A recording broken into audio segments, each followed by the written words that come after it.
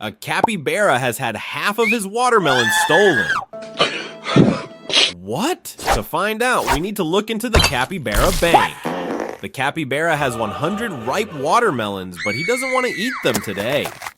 The capybara wants to preserve his watermelons for the cold winter, but storing watermelons in the jungle is a dangerous trap. If the capybara hides his watermelons under his bed, another cunning capybara will steal them, or the watermelons will rot and turn to mush. How? If the capybara gives his watermelons to his parents, they will simply eat them because parents love fruit. So the capybara decides to take his 100 watermelons to the capybara bank. This is called a watermelon deposit. The capybara bank is a giant stone fortress where fat, smart capybaras in business suits store the fruit of all the inhabitants. The capybara bank promises to ensure 100% security for capybara's watermelons. The capybara bank also promises to pay capybara 1 extra watermelon each year simply for storing his fruit there. This is called interest. Capybara thinks his watermelons are making him rich. Capybara leaves his 100 watermelons in the capybara bank vault, receives a digital watermelon certificate on his phone, and returns to his swamp feeling like a financial